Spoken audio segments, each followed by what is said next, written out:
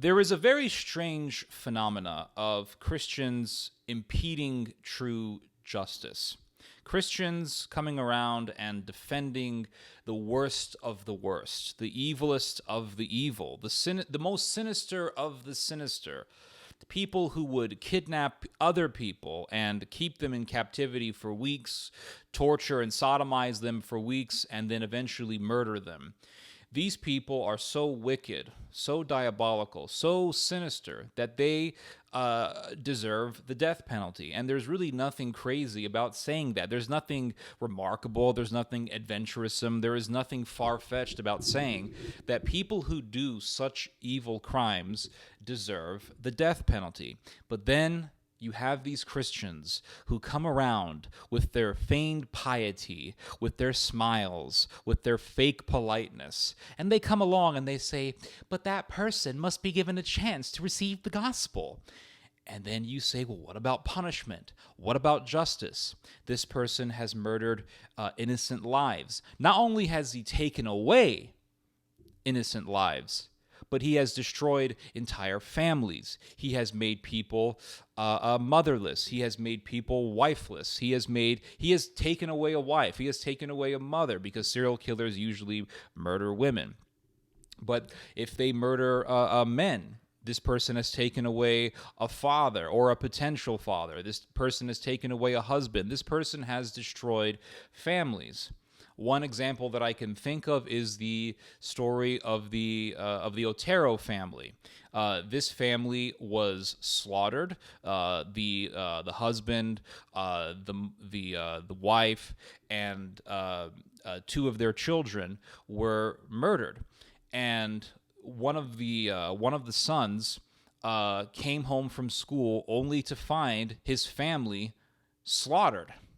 That completely destroyed his mind. Well, not completely, but it tremendously traumatized him, and it messed him up for life. To this day, he's dealing with the trauma. So not only do you kill a life, but you devastate entire families. But then, of course, you have these do-gooders. You have these Christians who come along and they want to come across as super nice people. They want to come across as people just full of the compassion of Jesus Christ. And they come along and they say, well, what about room for salvation? Where is Jesus Christ in all of this? And I'm reminded of this story of a man who went insane in his apartment building. I think this took place in Minnesota. And this guy had a gun, and he started shooting at a wall. And the bullets pierced through the wall and almost hit a woman as she was trying to cook for her children. She was in the kitchen cooking for her children, and bam, bam, bam, these bullets pierced through her wall, and it's some lunatic with the gun pulling the trigger. The police came along. They tried their best to get this guy to stop. He wouldn't listen. They tried to they sent officers into the building to take care of the situation. They were unable to. They had to get a sniper to kill this guy. And there were freaking protests. I couldn't believe this, but they were actual protests on the street supporting this guy, this lunatic who almost murdered a mother. And they were saying that this was murder, that the sniper had no right to kill this guy, that the police had no right to take this man's life because what they did essentially was an execution. I mean, it was just crazy ass George Floyd retardation. And it's really insanity. It's evil is what it is. And the woman who was almost killed as she was trying to cook dinner for her kids, actually came to this protest, and she started screaming at the protesters. And what she said was really logical, and it really hits the mind. It really should hit the mind, unless you're like some kind of a lunatic who, I don't know, would worship at the altar of George Floyd, or you would worship I don't know, some criminal. She said, if this guy would have murdered me, would you guys be protesting for me? Would you guys be protesting for the loss of my life? Yes, ma'am.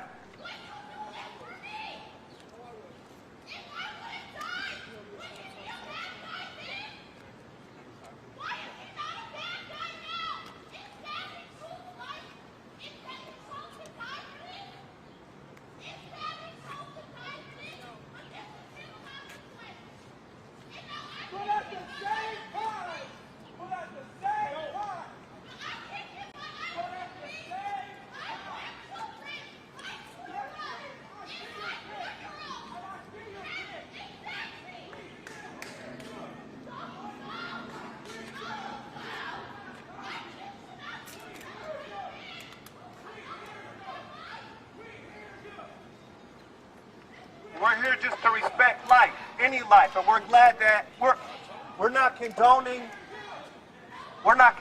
anything, but we just want full and police. We want accountability. No, you guys wouldn't give a shit. And that's the thing about all these Christians who defend these mass murderers. These guys were going around murdering innocent people, kidnapping people, keeping people in captivity, torturing them for weeks. That's the type of crimes these people do. And they go around murdering innocent people.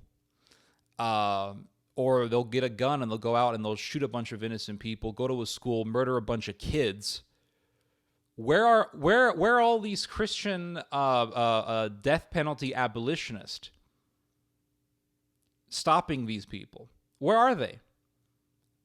Where are all these abolitionists protesting the deaths of these innocent people? They're not there. Why? Because they don't give a shit. They don't give a damn about innocent people being killed. They just want to defend the wickedest of the wicked. Because they themselves are evil, and they themselves use religion. They're just like the Pharisees in this sense. They use religion as a way to impede justice. Just as the Pharisees used religion as a way for them to get power, as a way for them to actually inflict injustice. It's so sickening. One of the, really actually the only professor who is seriously defending the death penalty is Robert Blecker. Robert Blecker wrote a book in defense of the death penalty. I have done numerous videos based on the arguments of this book. It's an excellent read if you are someone who's interested in capital punishment and the subject of capital punishment. And Robert Blecker has done numerous debates defending the death penalty. And the thing is that all of these debates were secular. All of these debates were on a secular platform. None of them were on a religious basis. None of them were on a religious foundation. They were purely secular. They were purely based on what the government should do, what the American government should do, or what Western governments should do to the worst of the criminals. And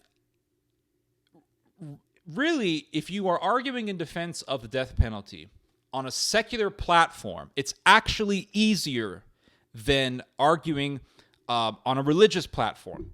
Because on a secular platform, all you have to do is present the most horrific crime, is describe in ruthless detail the most horrific crimes imaginable, and then simply conclude it makes sense to have this person go through capital punishment. It makes sense to put this monster through capital punishment. It makes sense to put this person to death under the state. And if you don't agree with that, then there's something wrong with you. That's pretty easy. There was one debate in particular that comes to mind that Robert Blecker did, in which he was debating some crazy abolitionist. And Robert Blecker began to describe the crimes of a serial killer by the name of Danny Rolling. And Robert Blecker said Danny Rolling would murder women, cut their nipples off, and he would keep the nipples in a Ziploc bag. And he beheaded one woman and put her decapitated head on top of a television screen. A guy named Danny Rolling. Danny Rolling was the ninja killer in Gainesville. He stalked co-eds in the University of Florida, dressed in all black. He would wait, then he would break into their apartment, then he would rape them, he would mutilate them, he stabbed them to death, and then he would mutilate them. He cut off their nipples and took them with him in a baggie. In one case, he cut off her head and posed it on the mantle, and he posed their bodies pornographically. He terrorized the whole town. He terrorized the whole state. When I was on death row, I passed about 15 feet from Danny Rolling, and there he was, lying back in bed, with a reading lamp casting a light over his shoulder, a pillow propped up behind his neck, reading a book, really into life, enjoying life fully, while his victims, and I saw the crime scene photos, while his victims had long since rotted and their families were continuing to grieve. And I stood there 15 feet from Danny Rolling, and deep within me, deep inside, I growled, "Why aren't you dead?" And, there are people who are logical enough to hear that and say, you know what? it makes sense to kill such a person who would commit these crimes. It makes sense to put Danny Rolling to death. Makes sense.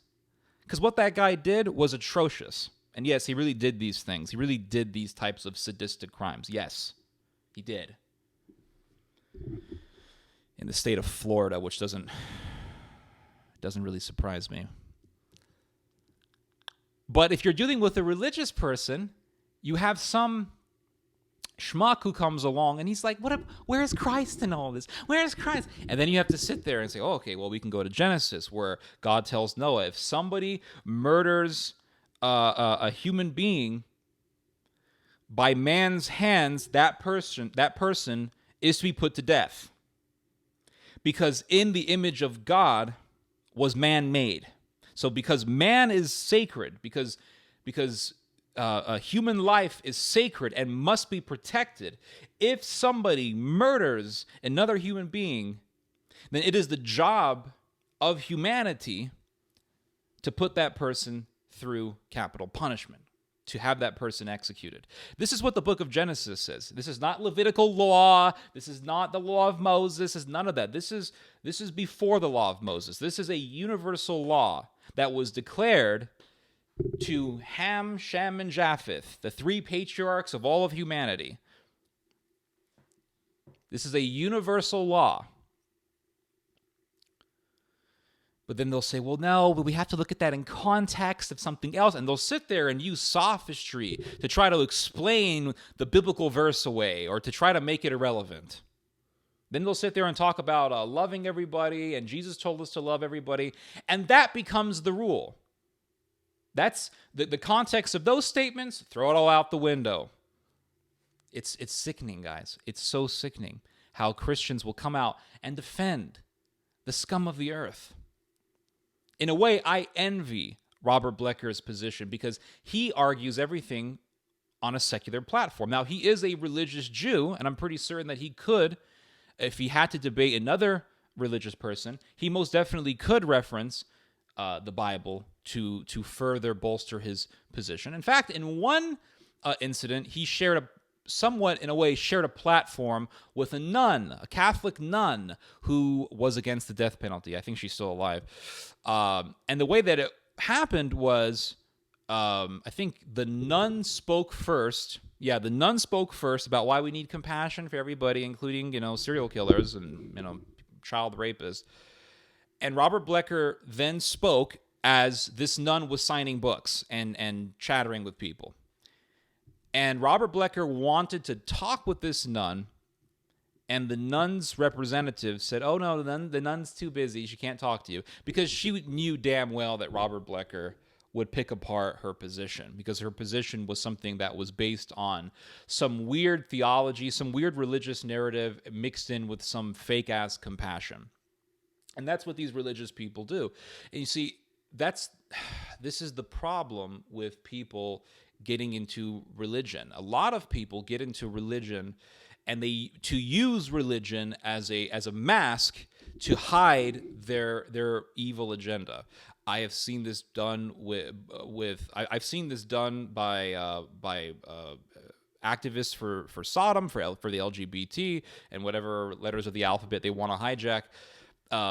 And I've seen this done by people who are pro-abortion. They use the Bible to bolster up their pro-choice position, pro-infanticide position. And I've seen this used many times by death penalty abolitionists. They'll sit there and they'll use the Bible for evil. They'll use religion for evil, just like the Pharisees used religion for evil.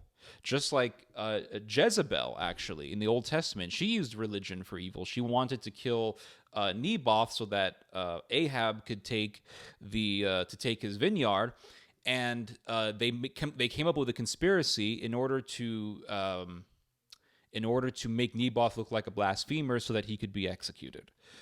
And they use religion for evil. That's what these types of people do. And people will use religion to defend evil. And that's the thing. It's like, in a way, I mean, I'm not bashing religion itself, obviously not, but religious people can be, like, very annoying. And I saw this firsthand in the Catholic Church when you say, hey, look, this priest is a literal predator who sexually assaulted a young man. They'll say, oh, no, he's our Monsignor. I literally saw this with my own eyes. I filmed it. It's on YouTube. Oh, no, he's our Monsignor. Oh, no, he's our priest. Oh, no, that's not true. He's not a predator. He's a good man. He's a man of God.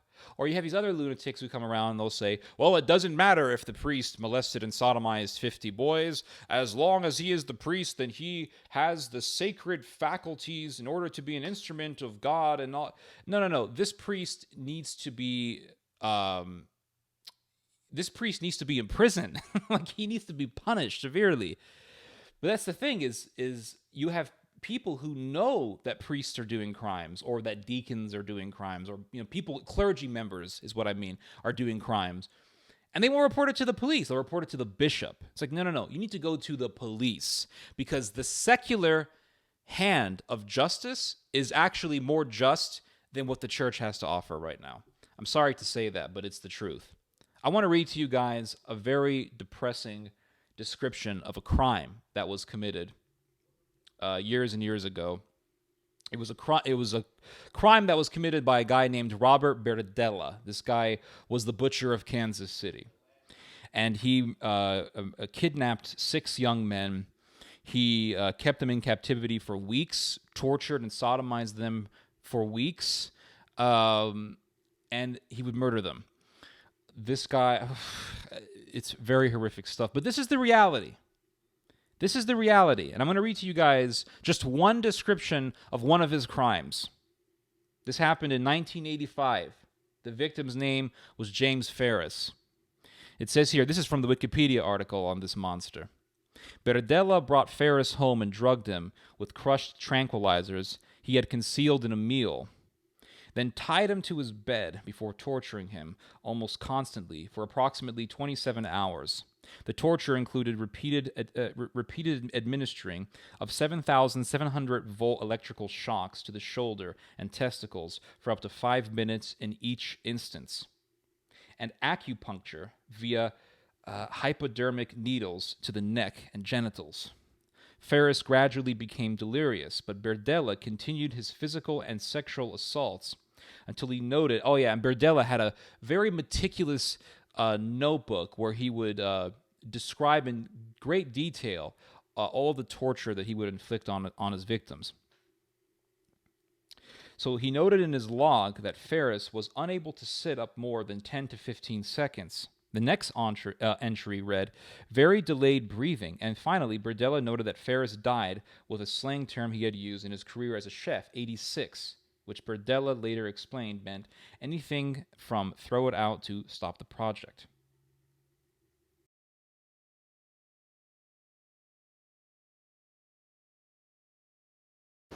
Well, I've had the media clamoring to get interviews with me. And after I made my last pleas, I wanted to get at least part of my side of it out. I found it very hard to find any way to do that in Kansas City. The media has so biased my case, portraying me as being non-human, and their motivation is no separate from the way I treated my victims. I treated them as something less than human, nothing more than a play toy or a play object. This is what the media has done to me. It's dehumanized me so that it can believe, along with the public, that things like human sacrifice, Satanism, demonic practices are more believable than me being the neighbor next door who reached a point in his life where he could do monstrous acts. That's not the same thing as being a monster. Your prosecutors, and I do want to quote this, when you came to plead, called your crimes wantonly vile, horrible, or inhuman. When was this now? I believe in documents associated with the Sheldon charges. To repeat that quote from the prosecution, these crimes were wantonly vile, horrible, or inhuman? Okay. I think if you check with just about any attorney, you'll find that that is the standard clause that's used when they want to build a case for capital one with the death penalty. Without the legalism, would you agree that those crimes are wantonly vile or inhuman? I won't disagree. Another report was that you kept detailed torture logs and diaries. Did you? I kept sheets of paper that I had made some notations on. This is between the mattress and springs on my bed. This is one of those packages containing numerous photographs and what became to be known as meticulous, methodical diaries. Those pieces of paper in there are these meticulous diaries. These are the pictures of the more than 200 photographs, some of them of young men, sexual partners, and these are in some ways, and these that we see here are the sheets of paper upon which you made notes. Right. See. This is a copy of one of those pages. It looks like a loose leaf paper. It does contain information about amounts of drugs and so on. So what is your complaint with the police calling these detailed diaries? By your evaluation, does this look methodical? Doesn't look methodical. Meticulous? It looks a little sloppy. They are not bound in Corinthian leather, written on parchment diaries that the media apparently tries to describe them as. They're sheets of paper. They're notes. I say that this person deserves the death penalty, even though he never got the death penalty. He died of a heart attack in prison. This person deserves the death penalty. A person who commits such crimes deserves the death penalty. And I really don't see why we have to come up with complicated arguments to justify that.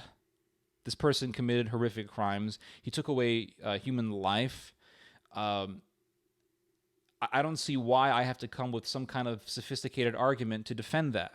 But then again, you have these Christians who come out and say, what about Jesus Christ? What about Jesus Christ?